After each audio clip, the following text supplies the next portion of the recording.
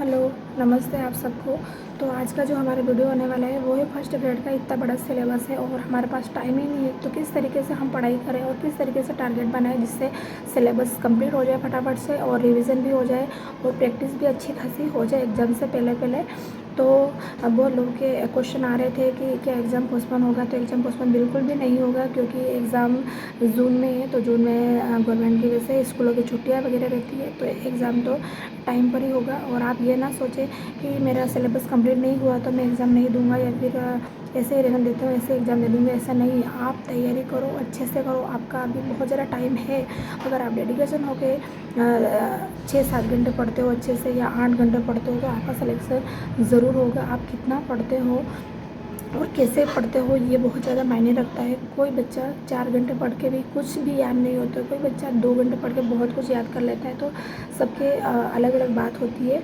तो आज के इस वीडियो में मैं आपको बताऊंगी, पूरी रणनीति बताऊंगी कि आपको दिन की शुरुआत किस तरीके से करनी है और किस तरीके से आपको एक टारगेट टॉपिक लेके पढ़ाई करनी है। तो आपका सिलेबस बहुत जल्दी हो जाएगा और आपका प्रैक्टिस भी होगा और आपका रिविज़न भी अच्छा खासा हो जाएगा।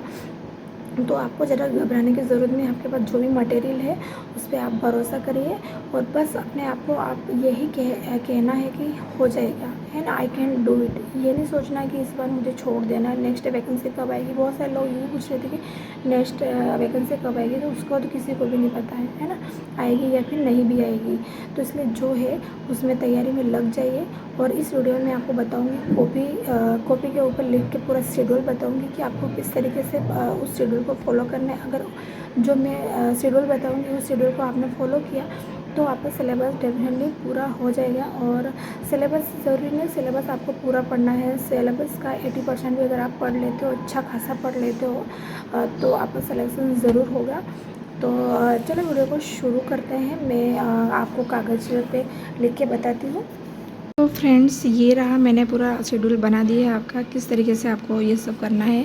और अगर ये अच्छा नहीं लगे तो आप अपनी मर्ज़ी के अकॉर्डिंग भी कर सकते हो। बस मैंने ये आपको बताया, इस तरीके से आप कर सकते हो। जैसे कि दिन के 2 या 3 पार्ट में पढ़ना है, यानी कि 2 स्लॉट या फिर 3 स्लॉट में पढ़ सकते हो। जैसे कि कोई मॉर्निंग में एक बार पढ़ा, फिर दोपहर में और पढ़ा, फिर शाम को और पढ़ा, है ना। जो हाउस वाइफ है या फिर घर पे ही है, जिनके पास जॉब कुछ भी नहीं है, वो 3 पार्ट में पढ़ सकते हैं। और जो जॉब वाले हैं वो 2 पार्ट में, सुबह और शाम को, ठीक है। तो ये मैंने 3 पार्ट में कुछ बनाया है, शेड्यूल बनाया है पूरा दिन का, एक दिन का। तो फर्स्ट में हम जो मॉर्निंग की बात करें तो मॉर्निंग में कैसे पढ़ना है आपको। तो मॉर्निंग में आप इस तीनों में से कोई भी सब्जेक्ट पढ़ सकते, जैसे कि मैंने लिखा है पॉलिटी लिखा है, स्कूल मैनेजमेंट है और ये हिस्ट्री है, ठीक है। अब पॉलिटी में आप पढ़ रहे हो, पीएम पढ़ रहे हो, पीएम को आपको अच्छे से पढ़ना है, ठीक है। एक बार ऊपर ऊपर पढ़ना है, फिर आपको अच्छे से पढ़ना है। इसके साथ में ये पढ़ लो, 1 घंटा आधा घंटा जो भी पढ़ लो, इस पीएम के जो चैप्टर है पीएम को अच्छे से पढ़ लो। इसके बाद में साथ में स्कूल मैनेजमेंट के जो भी टॉपिक हो, एक टॉपिक कोई सा भी टॉपिक आप ले सकते। जैसे मैंने आरटीए लिखा है, यहाँ पे आप कुछ भी टॉपिक जो भी सिलेबस में है उस टॉपिक को उठाइए, स्कूल मैनेजमेंट का एक टॉपिक कवर कीजिए। इसके बाद में ये भी हो जाए। इसके बाद में हिस्ट्री में भी आप जैसे सभ्यता है, राजवंश है, प्रजामंडल है, किसान आंदोलन है, 1857 क्रांति है, एकीकरण है, कोई सा भी टॉपिक आप ले सकते हो, ठीक है। ये है ना एक स्लॉट में, ये मॉर्निंग या फिर इवनिंग कभी भी हो सकता है, लेकिन मैंने ये बड़े बड़े सब्जेक्ट इसलिए ये मॉर्निंग में ही लिए है, ठीक है। फिर इसके बाद ये सब पढ़ लो, आप थक जाओ, इसके बाद खाना वाना फ्रेश थोड़ा घूम के फिर ये शाम के टाइम और आता है। जैसे शाम के टाइम 4 बजे के बाद कर दे, इसमें 4 बजे टाइम में थोड़ा रेस्ट करने के बाद में हमें ये पढ़ना होता है। हिंदी पढ़ो तो आप मैथ्स पढ़ो, है ना, मैथ्स पढ़ो, साइंस पढ़ो, इंग्लिश पढ़ो, जो भी ये छोटे सब्जेक्ट है जो भी आपको अच्छे लगे। और साइकोलॉजी है, वो साइकोलॉजी आप सुबह सुबह पढ़ो तो ठीक रहेगा, ठीक है। इसके बाद ये ज्योग्राफी, बड़ी सब्जेक्ट मैंने ले ली, ज्योग्राफी ले ली। ज्योग्राफी भी इतना बड़ा कोई इशू नहीं है, ठीक है। ये तो मॉर्निंग का हो गया, इवनिंग का हो गया। और जब नाइट में, ये जब खाना खाने के बाद अब रात को जब आपको सोना हो, कुछ भी मन नहीं करे, कुछ भी पढ़ने की इच्छा नहीं हो, बहुत सारा पढ़ लिया, आज तो नहीं पढ़ना है, ऐसे मन करे, तो उस टाइम आपको एमसीक्यू सॉल्व करने हैं या फिर पीवाईक्यूज करने, कितने भी करो, भले 10 करो, 15 करो, 20 करो, जितना भी करना हो, एमसीक्यूज करो तो या फिर पीवाईक्यूज करो तो ये आपका पूरा एक दिन का ये शेड्यूल है। तो एक दिन का ये पूरा शेड्यूल है।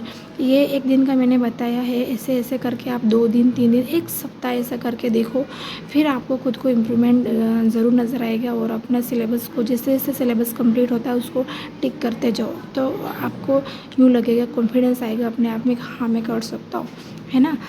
PDF के फॉर्म में मोबाइल में हो गया आपके पास, लेकिन आपको प्रिंट भी निकालनी है। और प्रिंट निकाल के आपको हमेशा आपको साथ में रखना है। आप जहाँ पढ़ते हो आपके बुक्स के साथ में होना चाहिए। उसको निकाल के जो भी आपने पढ़ लिया हो उसको आपको टिक करना है। ऐसे ऐसे करते करते आपका सिलेबस बहुत जल्दी कंप्लीट हो जाएगा। तो इस तरीके से मैंने आपको बताया है, इस तरीके से आप पढ़ोगे तो आपका सिलेबस बहुत ही जल्दी कंप्लीट हो जाएगा। और आप देखोगे अभी तो टाइम बाकी है, जून में है अभी, ये मार्च के 2 दिन बचे हैं। तो आप सोच लो कि आपको करना है इस बार या फिर नहीं, या फिर अभी नहीं करोगे तो 2-3 साल आप भूल ही जाओ, है ना। वैकेंसी आने में टाइम लगता है, अभी है आपके सामने टाइम भी है, एक बार आप शुरू तो करो, सिलेबस हो जाएगी कंप्लीट। अगर आप अच्छे से मन लगा के पढ़ोगे ना तो आपका सिलेबस ज़रूर कंप्लीट होगा। फिर रिवीजन के लिए टाइम भी बचेगा। फिर जो मई का मंथ है उसमें आप पूरा रिवीजन करना। और अगर 15 मई तक या 20 मई तक सिलेबस कंप्लीट होता है, इसके बाद भी 23 जून से एग्ज़ाम स्टार्ट है, तो उनके बीच भी आप रिवीजन कर सकते हो। आपको इस तरीके से 3-3 पार्ट में या फिर 2-2 पार्ट में आपको लेके चलना है। और एक सब्जेक्ट बड़ा और एक सब्जेक्ट साथ में छोटा। और शाम के टाइम जब आपका मन नहीं करे तो आपको PYQs और MCQs सोल्व करने। इस तरीके से आप अपने रूटीन को एक बार बना के देखो, रफ कागज़ में बना के देखो। और सिलेबस को जैसे सिलेबस कंप्लीट होता है उसको टिक करते हुए जाओ, आपको बहुत ज़्यादा कॉन्फिडेंस आएगा और आपको लगेगा कि मैं कर सकता हूँ। ठीक है, ये था मेरा आज का वीडियो। उम्मीद करती हूँ आपको पसंद आया होगा। बाय, मिलते हैं नेक्स्ट वीडियो में।